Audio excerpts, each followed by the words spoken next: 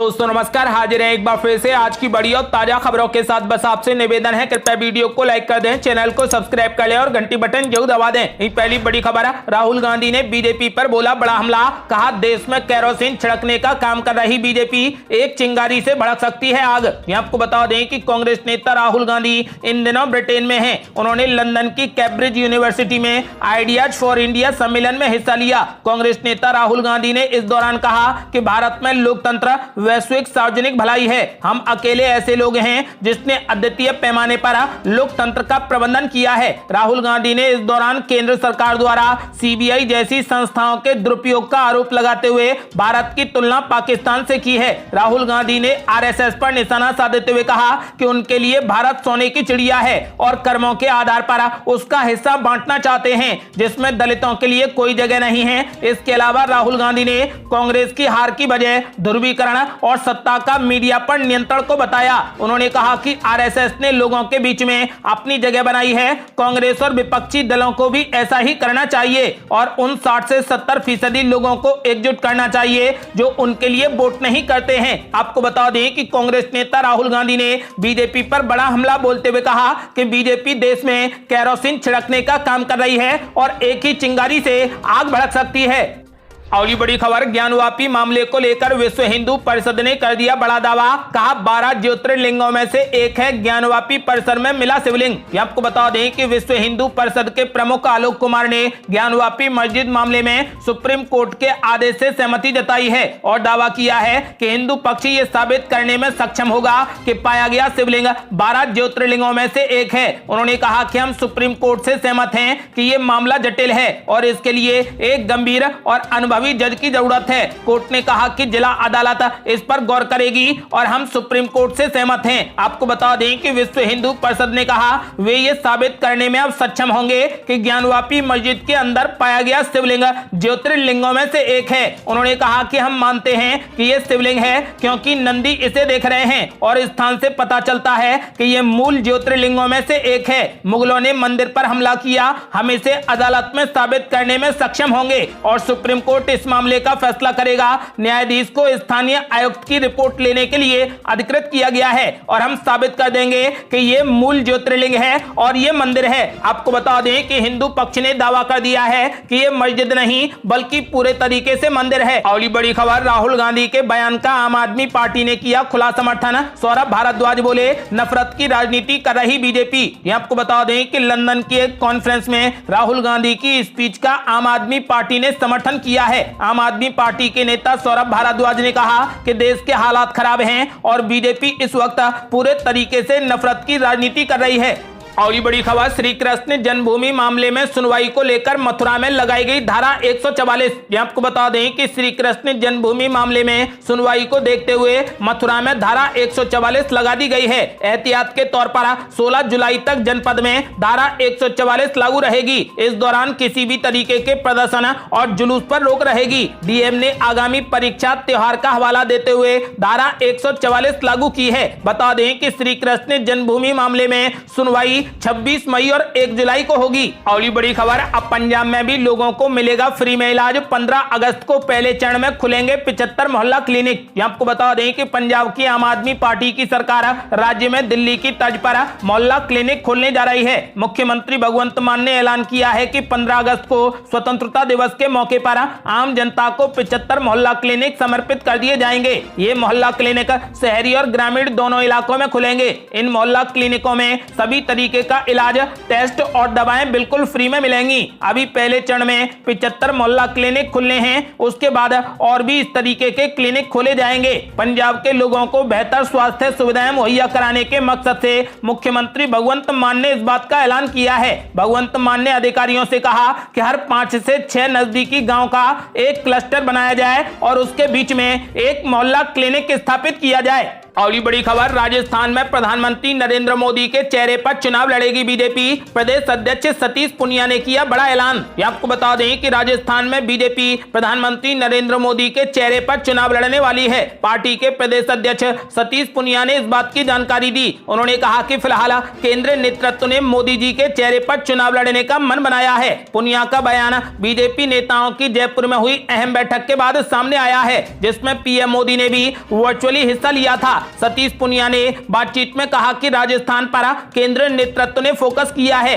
राष्ट्रीय अध्यक्ष जेपी नड्डा 3 बार राज्य का दौरा कर चुके हैं। वहीं इस दौरान सतीश पूनिया ने गुटबाजी को लेकर भी जवाब दिया, जिसमें उन्होंने कहा कि गुटबाजी कांग्रेस में है, भाजपा पार्टी के आला कमान के कहने पर चलने वाली पार्टी है, उस मर्यादा से कोई बाहर नहीं जाएगा। फिलहाल मेरे से भी बड़े नेताओं ने तय कर लिया है कि मोदी जी के नाम पर और मोदी जी के चेहरे पर पार्टी मिलकर चुनाव लड़ेगी। अगली बड़ी खबर, हैदराबाद के फर्जी एनकाउंटर को लेकर असदुद्दीन ओवैसी का बड़ा ऐलान। बोले, मैं हर एनकाउंटर के खिलाफ हूं। ये आपको बता दें कि सुप्रीम कोर्ट के पैनल ने शुक्रवार को हैदराबाद में 2019 में महिला डॉक्टर से रेप और मर्डर के 4 आरोपियों को पुलिस ने एनकाउंटर में मार गिराने के दावे को सुप्रीम कोर्ट के पैनल ने अपनी रिपोर्ट में फर्जी करार दिया है। इसके साथ ही पैनल ने एनकाउंटर में शामिल 10 पुलिस अधिकारियों के खिलाफ हत्या का केस चलाए जाने की भी सिफारिश की है। आपको बता दें कि हैदराबाद फर्जी एनकाउंटर मामले को लेकर सुप्रीम कोर्ट की ओर से गठित पैनल की रिपोर्ट पर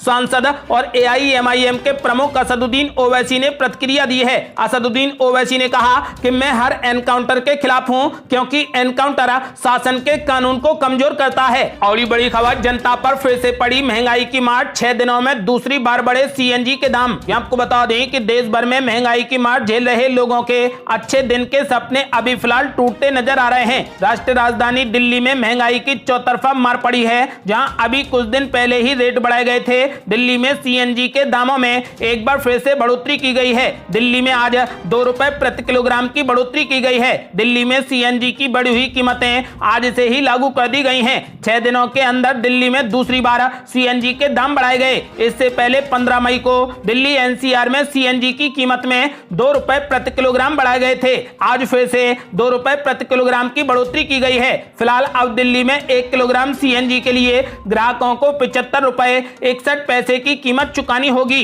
दिल्ली से सटे गाजियाबाद, नोएडा और ग्रेटर नोएडा में भी सीएनजी के दाम में 2 रुपए की बढ़त देखने को मिली है। आपको बता दें कि फिलहाल अब राष्ट्रीय राजधानी में वाहन चलाना काफी मुश्किल होता जा रहा है। पेट्रोल पहले ही 100 रुपए के आंकड़े को पार कर चुकी है, वहीं सीएनजी भी पेट्रोल के नक्शे कदम पर चल रही है। अगली बड़ी खबर, मोदी सरकार के 8 साल पूरे होने पर गांव-गांव जाएंगे केंद्र मंत्री, सरकार के कामकाज पर लेंगे लोगों की प्रतिक्रिया। आपको बता दें कि केंद्र में सत्तारूढ़ भाजपा की नरेंद्र मोदी सरकार के शासन के 8 साल पूरे होने के उपलक्ष्य में सभी केंद्रीय मंत्री देश भर के गांव का दौरा करेंगे और सरकार की कल्याणकारी योजनाओं पर आम जनता की प्रतिक्रिया लेंगे। इसके साथ ही भाजपा ने हालिया विधानसभा चुनावों में अपनी जीत का श्रेय महिला, युवा व कल्याणकारी योजनाओं को दिया है। भाजपा के राष्ट्रीय पदाधिकारियों की बैठक यहां पार्टी के अध्यक्ष जेपी नड्डा की अध्यक्षता में हुई। इसमें पार्टी ने कांग्रेस शासित राजस्थान में अपराधों की स्थिति को लेकर भी चिंता जताई है। पार्टी ने बैठक के पहले दिन 3 वक्तव्य जारी किए गए। इसमें केंद्र की नरेंद्र मोदी सरकार के कार्यकाल को 8 साल सेवा, सुशासन व गरीब कल्याण बताया गया है। सरकार की विभिन्न जन कल्याणकारी योजनाओं का जिक्र करते हुए कहा गया है कि इतिहास प्रधानमंत्री मोदी को दया व करुणा के प्रतीक के रूप में याद रखेगा। भाजपा के राष्ट्रीय महासचिव विनोद तावड़े ने संवाददाताओं से कहा कि पार्टी मोदी सरकार के 8 साल पूरे होने का जश्न सेवा, सुशासन और गरीब कल्याण की थीम पर मनाएगी। अगली बड़ी खबर, अखिलेश यादव ने यूपी सरकार पर बोला बड़ा हमला। बोले, भाजपा राज्य में बढ़ रहे बाल अपराध, कैसे बचें बहन बेटियां। आपको बता दें कि समाजवादी पार्टी के अध्यक्ष और उत्तर प्रदेश के पूर्व मुख्यमंत्री अखिलेश यादव ने सत्तारूढ़ भारतीय जनता पार्टी पर अपराध नियंत्रण में विफल होने का आरोप लगाया है। इसके साथ ही उन्होंने कहा कि भाजपा राज्य में बाल अपराध के नए कीर्तिमान रचे जा रहे हैं। सपा प्रमुख ने दावा किया है कि 1 जनवरी 2022 से 30 अप्रैल 2022 तक यूपी के गोरखपुर और कुशीनगर समेत 4 जिलों में कुल 82 मासूम लापता हो गए, जिनमें 35 बच्चे हैं और 47 बच्चियां शामिल हैं। आंकड़े गिनाते हुए अखिलेश यादव ने कहा कि देवरिया में 7 बच्चे और 16 बच्चियां लापता हैं, जबकि गोरखपुर में 10 बच्चे और 6 बच्चियां लापता हैं। कुशीनगर में 15 बच्चे और 16 बच्चियां लापता हैं और महाराजगंज में 3 बच्चे, वे 12 बच्चियां लापता हैं। इसके साथ ही उन्होंने दावा किया है कि इस तरीके की कुल 82 बच्चे गायब हुए हैं, जिनमें से 79 का कोई सुराग नहीं लग पाया है। सपा प्रमुख ने आरोप लगाया कि अपहरण के मामले भी समय से दर्ज नहीं हुए हैं और भाजपा सरकार हाथ पर हाथ धरे बैठी है। अगली बड़ी खबर, शिवसेना ने अपनी सहयोगी पार्टी कांग्रेस पर बोला बड़ा हमला, कहा पार्टी की हालत बादल फटने जैसी हो गई है। ये आपको बता दें कि केंद्र और राज्य की राजनीति में डूबती नैया की वजह से कांग्रेस को उनकी सहयोगी पार्टी की तरफ से आलोचनाओं का सामना करना पड़ रहा है। शिवसेना ने अपने मुखपत्र सामना में राहुल गांधी की पार्टी पर निशाना साधते हुए कई सख्त अल्फाजों का इस्तेमाल किया है। अखबार में सुनील जाखड़ और हार्दिक पटेल के कांग्रेस छोड़ने पर टिप्पणी की गई है और साथ ही शिवसेना ने अपनी सहयोगी पार्टी को इन इस्तीफों को लेकर चिंतन करने की सलाह दी है। शिवसेना ने सामना में कहा कि कांग्रेस पार्टी की हालत फिलहाल बादल फटने जैसी है, आखिर पैबंद भी कहां लगाएं। पंजाब में कांग्रेस के नेता सुनील जाखड़ और गुजरात से हार्दिक पटेल ने पार्टी छोड़ दी है। राजस्थान में कांग्रेस का चिंतन शिविर संपन्न हुआ।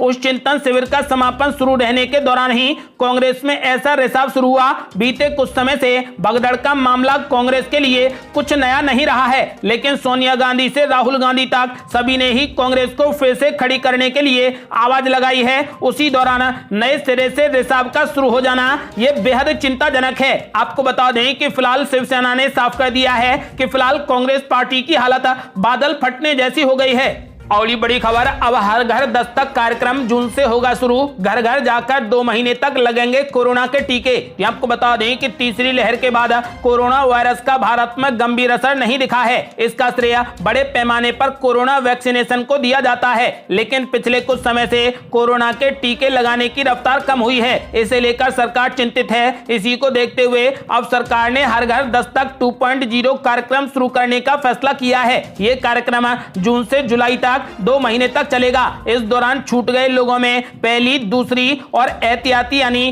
प्रिकॉशन डोज लगाने पर जोर रहेगा। बुजुर्गों में वैक्सीनेशन पर खास ध्यान दिया जाएगा। आपको बता दें कि केंद्रीय स्वास्थ्य सचिव राजेश भूषण ने बताया कि घर घर टीकाकरण कार्यक्रम जून से जुलाई तक 2 महीने तक चलेगा। इस दौरान छूट गए लोगों में पहली, दूसरी और एहतियाती डोज लगाने पर जोर रहेगा। बुजुर्गों में वैक्सीनेशन पर खास ध्यान दिया जाएगा। कोरोना वैक्सीन की घटती संख्या को देखते हुए सरकार ने यह फैसला किया है।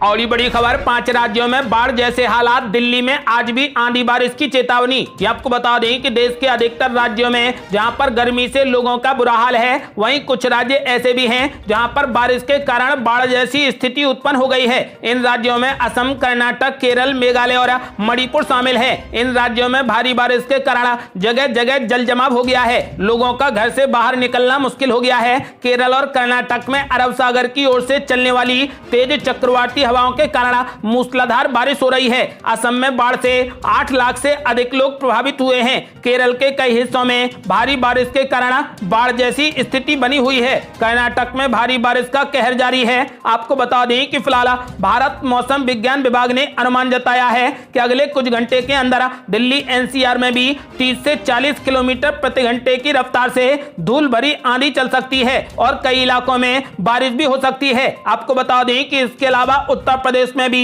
22 मई को आंधी के साथ बारिश होने की संभावना है। ये थी अब तक की बेहद बड़ी खबरें। यदि आप भी चाहते हैं कि भारत जल्द से जल्द कोविड मुक्त हो जाए तो इस वीडियो को लाइक कर अपनी राय हमें कमेंट बॉक्स में जरूर दें। यदि आपने अभी तक हमारे चैनल को सब्सक्राइब नहीं किया है तो कृपया चैनल को सब्सक्राइब कर घंटी बटन जरूर दबा दें। जल्दी मिलते हैं बड़ी अपडेट के साथ, तब तक के लिए जय हिंद, जय भारत।